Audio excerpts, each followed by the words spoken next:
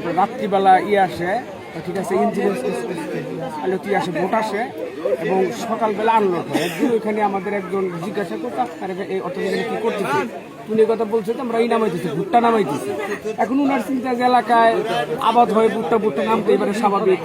এরপরে একজন আবার ওই ব্যক্তিকে বলছে যারা যে গোস্ত নিয়ে গেল, উনি তখন সাথে সাথে প্রায় 1 কিলো সামনে কালাম মেম্বার বাড়ির ওখানে একজনটা ফোন দিচ্ছে যে ওদিকে কোনো গোস্ত গেছে কিনা।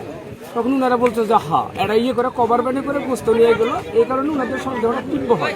তো এক পর্যায়ে ওনারা এলাকার লোকজনের সাথে আলোচনা করে একটা টিম বানায় যে এই চক্রটাকে অবশ্যই আটকাইতে হবে। তারপর আজকে সকালবেলা একজন লোক, ওনার নাম হলো আব্দুল লতিফ, উনি সকালবেলা গিয়ে এর আগে ওই লোকগুলো দেখছে, সেম একটা লোক ওইখানে রয়েছে, মানে এর আগে সে তার সাথে হ্যান্ডশেক করছিল। তো পরে উনি আরো কয়েকজন লোকরে ফোন দিচ্ছে, লোকজনের অর্থাৎ ওই আশা টের পায় ওনারা ওইখানে কোনো ইঞ্জিনের চালিত বোটটা স্টার্ট দিয়ে অর্থাৎ এইখানে আসছে, অর্থাৎ এই হার্ট পয়েন্ট এলাকায় আসছে। আসার পরে ওনারা পিছনে পিছনে আসছে। ওরা যে 5 জন, একজন ছিল নৌকার ভিতর, আর যে 4 জন এরা গেছিল খাইতে, চা খাইতে স্টলে। এই সুযোগে ওনারা সমস্ত লোকজন এলাকায় একত্রিত করছে। যে স্টলে কোনো 4 জন বের হয়েছে, ওই লোকজন ওদের সাথে গিয়ে উঠছে, অর্থাৎ ওইখানে উঠার পরে সর্বপ্রথম আগা নৌকায় গিয়ে অর্থাৎ উঠানোর পরে দেখে যেখানে অনেকগুলা অস্ত্র-শস্ত্র, তারপরে ওনাদেরকে আটকানো হয়।